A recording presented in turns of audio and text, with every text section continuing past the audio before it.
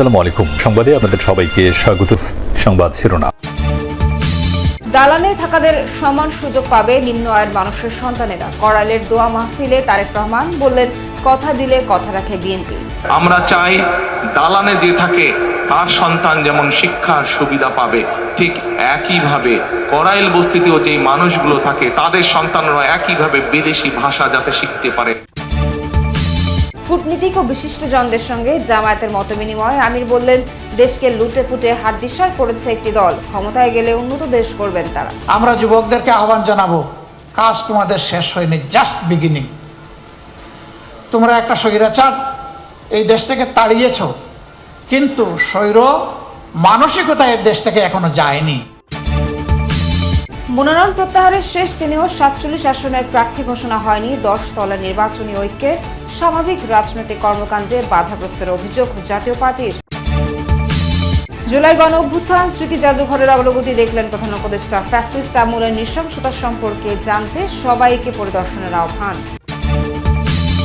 কাল সরকার প্রধানের কাছে পে স্কেলের প্রতিবেদন জমা দেবে বেতন কমিশন। দ্রব্যমূল্য ও বাস্তবতা বিবেচনায় রাখা হয়েছে সুপারিশ, জানিয়েছেন অর্থ উপদেষ্টা। ভাড়াটিয়াদের মেইন গেট এবং ছাদের চাবি দিতে বাধ্য থাকবেন বাড়িওয়ালারা। 2 বছরের আগে বাড়ানো যাবে না ভাড়া, নির্দেশনা উত্তর সিটির। প্রতিবেশী হিসেবে আজীবন করাইলে মানুষের পাশে থাকার অঙ্গীকার করলেন বিএনপির চেয়ারম্যান তারেক রহমান। খালেদা জিয়ার জন্য আয়োজিত দোয়া মাহফিলে আশ্বাস দেন, ক্ষমতায় গেলে করাইলে ভবন করে বস্তিবাসীকে ফ্ল্যাট দেওয়া করা হবে, হাসপাতাল, স্কুল ও খেলার মাঠ। নারীদের স্বনির্ভর করতে ঘরে ঘরে দেওয়া হবে ফ্যামিলি কার্ড। বিএনপি কথা দিলে কথা রাখে, অতীতের সেই সুখস্মৃতিও তুলে ধরেন তিনি। আপোষহীন নেত্রীর জন্য হাজারো মানুষের সমবেত মিনতি, মোনাজাতে স্রষ্টার কাছে রুহের মাগফিরাতের ধ্বনি। জান্নাতের টুকরায় পরিণত করে দে, যেখানে মিশে আছে মানুষের আবেগ, ভালোবাসা আর কৃতজ্ঞতা। কবরের সঙ্গে মদিনার যোগাযোগ। করাইলবাসীর উদ্যোগে খালেদা জিয়ার জন্য দোয়া মাহফিলের আয়োজন হয় মহাখালীর টিএনটি মাঠে। যোগ দেন খালেদা জিয়ার ছেলে তারেক রহমান, যিনি ঢাকা 17 আসনে বিএনপির প্রার্থী। এ সময় সাথে ছিলেন তার স্ত্রী ডাক্তার জুবাইদা রহমান। দীর্ঘদিন পর তারেক রহমানকে দেখে উচ্ছ্বাসে ফেটে পড়েন করাইলের বাসিন্দারা। বস্তিবাসীর নানা সীমাবদ্ধতা, সংকটের কথা তুলে ধরেন দুজন বাসিন্দা। তারেক রহমান জানালেন, প্রতিবেশী হিসেবে এসব সমাধান করা তার দায়িত্ব। গণতন্ত্র ও নাগরিক অধিকারের স্বার্থে আগামী নির্বাচন শতভাগ সুষ্ঠু ও নিরপেক্ষ হবে বলে প্রত্যাশা করেন জামায়াতের আমির ডক্টর শফিকুর রহমান। ঐক্যবদ্ধভাবে একটি সুন্দর বাংলাদেশ বিনির্মাণের আশাবাদও জানান তিনি। রাজধানীতে জামায়াত আয়োজিত পলিসি সামিটে তিনি আরও বলেন, গত 17 বছরে জনস্বার্থ সংশ্লিষ্ট সকল প্রতিষ্ঠান ধ্বংস করে ফ্যাসিবাদ কায়েম করা হয়েছিল। ক্ষমতায় গেলে কোনো বৈধ সুবিধা ও প্রয়োজন ছাড়া জামায়াতের নেতাকর্মীরা গ্রহণ করবেন না বলে জানান দলটির আমির। হোটেল ইন্টারকন্টিনেন্টালে মঙ্গলবার দিনব্যাপী পলিসি সামিটের আয়োজন করে জামাতে ইসলামী, যেখানে প্যানেল আলোচনায় নতুন বাংলাদেশ গড়ার লক্ষ্যে নীতি ঘোষণা করা হয়। তুলে ধরা হয় অর্থনীতি, শিক্ষা, স্বাস্থ্য, তরুণদের কর্মসংস্থান, আইসিটি, রেমিটেন্স ও নারীদের নিয়ে পরিকল্পনা। So we are not against women's participation. উদ্বোধনী বক্তব্যে জামাত আমির বলেন, গণতন্ত্র ও নাগরিক অধিকারের স্বার্থে আগামী নির্বাচন শতভাগ সুষ্ঠু হতে হবে। My party believes that only through democracy and free, fair and transparent elections. দীর্ঘদিনের কর্তৃত্ববাদী শাসনের পর বাংলাদেশ এখন একটি গণতান্ত্রিক রূপান্তরের দিকে এগোচ্ছে। এই পরিস্থিতিতে আসন্ন নির্বাচন 18 কোটি মানুষের জন্য বাংলাদেশের শাসন ব্যবস্থায় নতুন পথ দেখাবে। তাই এবার প্রশ্নবিদ্ধ নির্বাচনের কোনো সুযোগ নেই। Concrete actions which transforms. অনুষ্ঠানের ফাঁকে দলটির নায়েবে আমির জানান, মানুষের অধিকার সুরক্ষিত থাকবে এমন দেশ গঠনে কাজ করছে জামাত। আমাদের এখানে আমি বলেছি ট্রান্সপারেন্সি ইস্যুটা আছে এবং কারাপশন জিরো টলারেন্স সব, এটা আমরা বলেছি যে এখানে ফরেন ইনভেস্টমেন্টের ব্যাপারে একটা কনজেনিয়াল অ্যাটমসফিয়ার এখানে তৈরি করা হবে। এখানে নারীদের অধিকারকে এনশিওর করা হবে। দিনভর বিভিন্ন সেশনে অতিথিদের বিভিন্ন প্রশ্নের জবাব দেন জামাতের নির্ধারিত প্যানেল সদস্যরা। এই পলিসি সামিটে অংশ নেন যুক্তরাষ্ট্র, যুক্তরাজ্য, ভারত ও পাকিস্তান সহ প্রায় 40টির মতো দেশের রাষ্ট্রদূত ও হাই কমিশনাররা। ছিলেন শিক্ষাবিদ, গবেষক, গণমাধ্যমের সম্পাদক ও সাংবাদিক নেতৃবৃন্দ। সত্যিকারের শিক্ষা দেশে ফিরিয়ে আনতে হবে।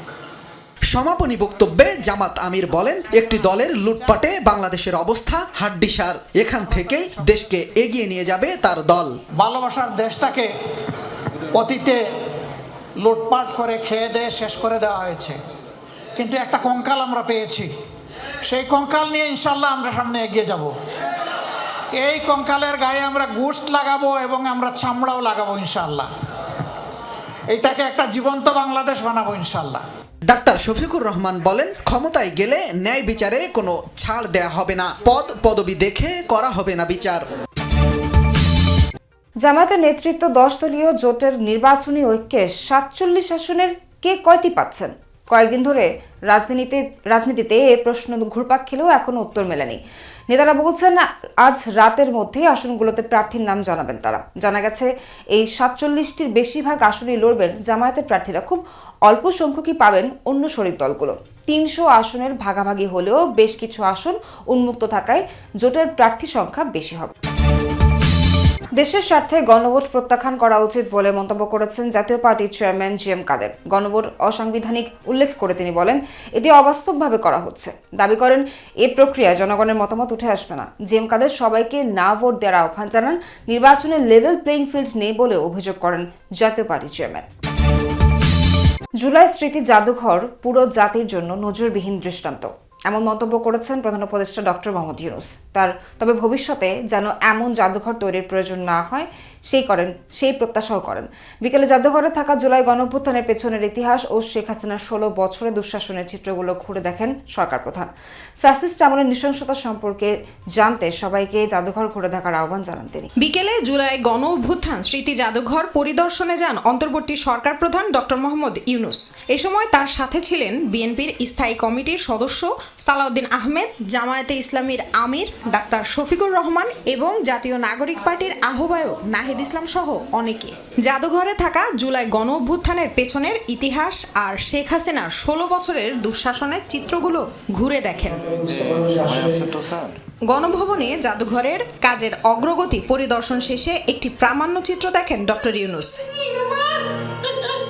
যেখানে উঠে এসেছে ফ্যাসিস্ট শাসনামলে গুম, রাষ্ট্রীয়ভাবে পরিচালিত দমন পীড়ন ও বিরোধীদের ওপর হামলা আর অভ্যুত্থানে সংগঠিত গণহত্যার চিত্র। অন্তর্বর্তী সরকার প্রধান বলেন, এই জাদুঘর পুরো পৃথিবীতে এক নজিরবিহীন দৃষ্টান্ত। তবে প্রত্যাশা ভবিষ্যতে কোথাও যেন এমন জাদুঘর তৈরির প্রয়োজন না হয়। আমাদের মতো জাদুঘরের কোথাও নেই, জীবন্ত একটা জিনিস করে যারা এই জাদুঘরের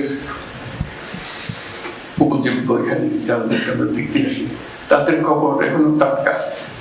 তাদেরকে জাদুঘরের মধ্যে আনতে পেরেছি, এটি আমার সৌভাগ্য, বিরাট সৌভাগ্য, জাতির একটা বড় সৌভাগ্য।